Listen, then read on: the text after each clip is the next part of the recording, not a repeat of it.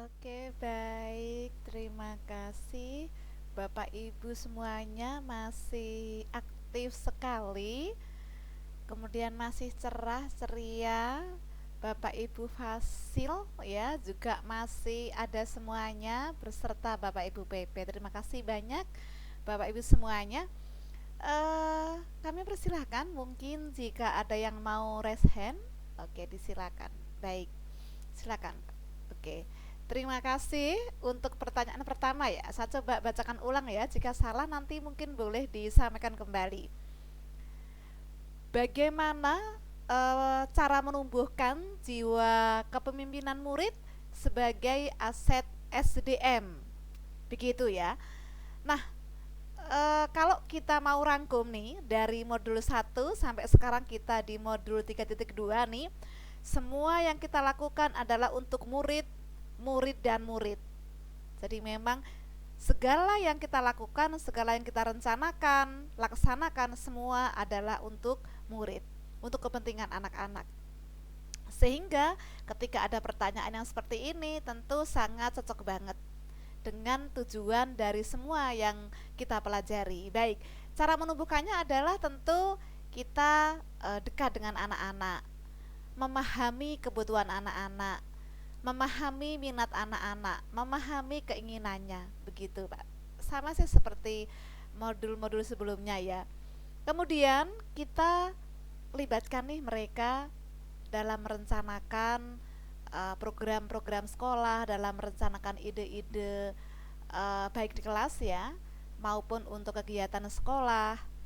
Kemudian yang penting lagi kaitannya sama 3.2 ya, karena materinya adalah tentang aset, kita coba nih, kita libatkan anak dalam menyusun aset dan kekuatan sekolah. Di sekolah ada apa aja, apa yang dipunya sekolah, apa kekuatan yang dimiliki sekolah. Kita nih bisa ajak anak-anak, sebagai guru kita bisa ajak anak-anak untuk uh, tidak hanya mendata ya, tapi juga memanfaatkan untuk kegiatan tugas proyek mereka misalkan gitu. Terus kalau untuk kegiatan sekolah lain, anak-anak mungkin bisa bekerja sama dengan stakeholdernya sekolah, itu kan juga aset sekolah. Beri kesempatan mereka bekerja sama juga, contohnya begitu. Kemudian eh, kita kasih peluang mereka untuk menjadi seorang pemimpin, baik di kelas misalkan anak-anak yang punya kemampuan tertentu, anak-anak yang sudah siap dan percaya diri boleh menjadi teman belajar bagi yang lainnya. Kemudian bagi yang mungkin berada di kegiatan-kegiatan sekolah atau di ekskul, mereka bisa jadi pemimpin untuk program-program terkait dengan tujuan mereka di ekskul maupun mungkin di OSIS dan lainnya. Jadi beri kesempatan mereka menjadi seorang pemimpin juga, begitu. Berikutnya kita sekarang lihat yang dari chat ya. Terima kasih, gimana Pak? Oke, jelas ya. Berikutnya yang dari chat. Bagaimana cara mengelola sumber daya dengan baik? Oke. Tidak ada rumus patennya nih sebenarnya, tapi kita bisa dengan apa ya? Berbagai strategi. Contoh aja nih dari saya ya, mampu bersama-sama membangun komunikasi, memetakan 7 aset atau kekuatan nih punya sekolah. Kemudian bikin komitmen bersama dalam pengelolaan atau pemanfaatannya. Bikin komitmen yang berpihak pada murid. Kemudian membuat perencanaan yang melibatkan semua pihak, warga sekolah, wali murid, masyarakat, organisasi dan lainnya. Kemudian pasti ada aspirasi nih yang masuk. Kenali aspirasi yang masuk, kita terima gitu ya, kita dengarkan. Kemudian rancang berdasarkan visi dan misi sekolah yang sudah dipunya. Tentu kita masih berpikir kekuatannya apa nih untuk merancang visi. Jangan sampai tanpa ada kekuatan itu kita merancang untuk visi misi tapi kekuatannya belum kita petakan gitu ya. Jadi sesuaikan dengan kekuatan. Bertindak dengan apa ya, obsesi ide-ide dan peluang yang mungkin bisa dilakukan. Peluangnya apa sih? Kayak gitu ya.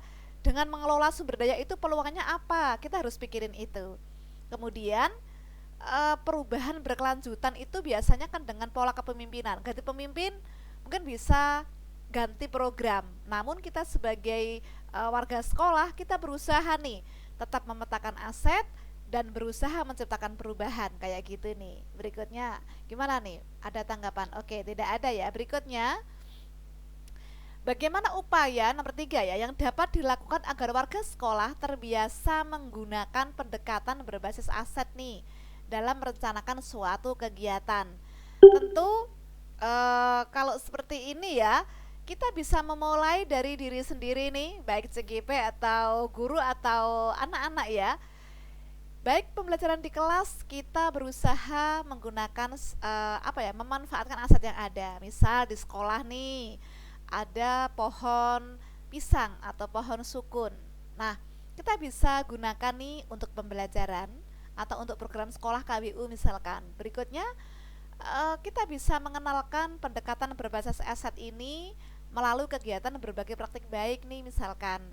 Terus ketiga adalah libatkan semua warga sekolah, wali murid, masyarakat untuk memetakannya, membantu memetakannya juga. Biasanya ada wali murid nih yang punya beberapa potensi gitu ya, beberapa keahlian, kita libatkan juga gitu. Kemudian sekali lagi, rencana sesuai dengan visi dan kekuatan itu kita juga libatkan semua warga sekolah untuk merencanakannya dan apalagi melaksanakannya ya. Kita bagi sesuai dengan keahlian masing-masing. Terus berikutnya kita masih dari kolom chat ya. Kita dari kolom chat kita lihat nih. Oke, saya coba baca. Nomor 4, apa yang bisa dilakukan untuk kemajuan sekolah jika 6 modal asetnya ya, 6 modal asetnya udah bagus, tapi yang modal manusia belum mumpuni. Gini-gini. Boleh nggak sih kita pastikan bahwa memang modal manusia belum mumpuni? Kayaknya enggak juga deh ya gitu. Ya, ada, tapi belum terpetakan saya rasa. Seperti contohnya ibu yang bertanya nih sudah jadi calon guru penggerak. Ini kan modal manusia yang hebat tuh. Gitu. Jadi belum terpetakan saja, tapi sudah mumpuni kok saya rasa gitu ya. Jadi kita awali dulu nih. Kita berusaha prinsipnya memanusiakan manusia, baik kita sebagai pemimpin atau mungkin sebagai ini ya warga sekolah. Kita mulai dengan pendekatan yang humanis. Kalau sebagai pemimpin, kita juga berusaha memperhatikan kesehatannya, pendidikannya, kesejahteraannya, harga diri seseorang, memberi kesempatan warga sekolah untuk belajar, pengembangan diri, kuliah lagi misalkan, ikut workshop, seminar, seperti itu. Kemudian mampu mengenali dan inventarisasi nih, misalnya sebagai seorang pemimpin nih, menangkap kelebihan warga sekolah. Apa sih kelebihan ibu ini gitu ya? Apa sih sebenarnya kelebihan ini? Setiap orang pasti punya kelebihan nih sebenarnya. Setiap orang kan unik, ada keahlian masing-masing. Kemudian kita mengelompokkan kecakapan seseorang nih. Misalkan yang A, B, C punya kecakapan memimpin, udah bisa dikelompokkan nih, punya program. Ada yang punya kecakapan berkomunikasi, pinter banget nih ngomongnya gitu ya. Kita coba nih taruh di beberapa program yang memang membutuhkan komunikasi yang baik. Kecakapan yang berhubungan dengan kewirausahaan, pinter jualan nih gitu ya, strateginya bagus gitu ya dalam kewirausahaan dan usaha pemasaran gitu. Kita kelompokkan, ada program yang juga tentu melibatkan murid nih ya. Terus pinter negosiasi, masuk nih di KWU gitu. Kemudian ada yang kecakapan berhubungan dengan seni budaya, ada yang pinter nari, pinter ngelukis, pinter nyanyi, diwadahi dengan fasilitas yang ada. Kemudian melibatkan anak, maka bisa nih ada program prestasi misalkan, ikut kegiatan di luar dan lain-lain. Kemudian yang pasti memberi kesempatan belajar seluruh warga sekolah nih yang punya keahlian dengan masyarakat. Mungkin bisa ngelukis, tapi ngelukisnya mungkin belum ahli-ahli banget. Melibatkan atau kasih kesempatan bekerja sama dengan pihak luar. Boleh magang dan lain-lain seperti itu. Yang pasti modal manusia sebenarnya udah mumpuni kok, belum dipetakan. Begitu aja sih sebenarnya. Mungkin ada hal yang berbeda gitu, pendapat yang berbeda. Oke gitu. Mohon maaf ya jika memang sedikit saya memberikan penguatan bahwa sudah mumpuni kok, cuma belum terpetakan. Oke, makasih. Baik, berikutnya yang kelima. dari LMS ya. Mohon jelaskan contoh-contoh program yang berdampak pada murid. Nah, ini saya kasih kesempatan nih, mungkin ibu siapa nih mungkin yang mau menyampaikan. Silahkan. Apa contohnya di sekolah Bapak Ibu? Oke, baik Bu. Menggunakan aset, misalkan ada pohon bambu di situ ya. Untuk apa? Kurungan. Oke, oke, untuk kurungan ya dari Mojokerto. Oke. Kemudian pohon wijen untuk bikin onde-onde. Oke, bener banget. Berikutnya, kalau di sekolah kami mungkin ya banyak siswa yang punya kemampuan di bidang seni, pinter nari nih. Maka ya kita adakan kegiatan yang memang bisa mengeksplor bakat minat mereka atau untuk lomba gitu ya.